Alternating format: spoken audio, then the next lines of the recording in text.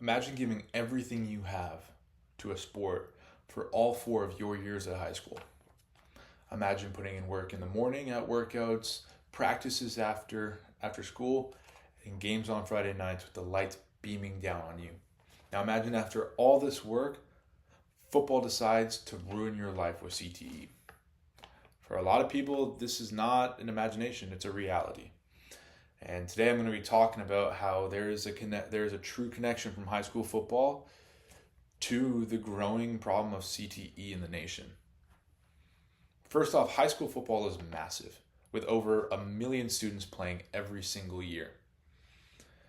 Football is also a very physical sport and can lead to CTE due to the multiple hits to your head. CTE is a mental health disorder that comes from multiple head traumas over and over, which makes football a prime source of where we find a lot of CTE from. In the past years, the NFL and NCAA has done a great job at trying to tackle this problem with new health procedures, return to play procedures, and just overall health and player safety.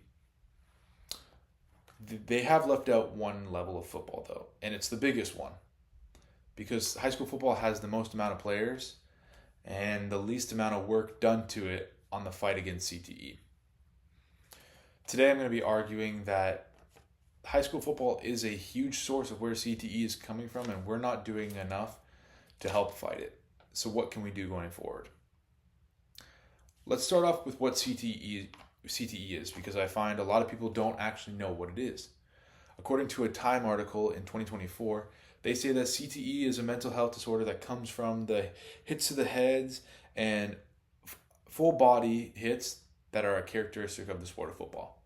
And that CTE can lead to memory loss, confusion, mood swings, depression, and many more side effects. The problem with CTE is that you can't diagnose it until after death through an autopsy. So there is no way of truly knowing that you have CTE until after you're gone. We've seen many cases of ex-NFL players or older people that played football in the past and they're fighting in CTE, but how early can CTE actually affect you? And the truth is, very young. For example, do you know who Wyatt Bramwell is? No? It's because football and CTE took his life right out of high school. Playing football killed Wyatt Bramwell. In an article done by the Concussion Legacy Foundation, they tell the story of Wyatt. Wyatt was a huge football player growing up. He played from the age of 8 all the way through high school. He was a star.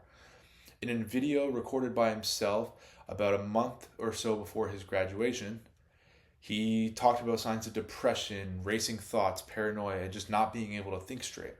Then, a month or so after graduation, Wyatt took his life. Once the doctors had taken a look and done a study on his brain, they realized he had stage 2 CTE, which is unheard of at that age. CTE is taking kids' lives before they even start. Wyatt was just coming out of high school. He hadn't even started the rest of his life, whether it was continuing football or whether it was beginning the new career that hopefully he would have succeeded at. But we'll never know because of CTE. So what's causing the CTE to happen? Well, in a study done by Boston University in 2024, they say that playing earlier in life can be the problem of what's developing CTE. A lot of kids don't start playing football in high school. A lot start very earlier, and that could be the problem. In this study by Boston University, they said every 2.6 years you play football, it doubles your chances of developing CTE. Also, there is not a huge return to play procedure. A lot of people in football, in high school football, have this culture of let's be tough. We have to play through injuries. We have to come back from injuries. We need to be tough. This culture leads to players coming back early from injuries, playing through injuries that they should be playing through. And finally, according to the CDC, high school football has the highest concussion rate across all youth sports. Concussions are a main source of what leads to CTE, and so having the highest concussion rate is a huge cause for what is what is making CTE come out of high school so much. So what can we do going forward? Luckily, there are major advancements in helmet technology in football right now. According to an article done by Zach Wynn, there's a helmet coming out of MIT that is made out of impact modified nylon, and it's a 3D printed liner, which can compress up to 80% more thickness than the regular foam used in a lot of the major high school helmets used today. We also need to work on the return to play procedure in high school football. The NCAA actually does a great thing in taking preseason medical evaluations of every player as a benchmark test to see where they are throughout the season. High school football you have to go get a physical before every season, but those aren't used as benchmark exams to help identify how bad an injury is or when a player needs to come back, because you don't have a baseline of that individual player. And next, as I mentioned, the culture of high school football needs to change. Right now, the culture is based off being tough and playing through injuries, and that leads to players coming back from injury or playing through injuries too much.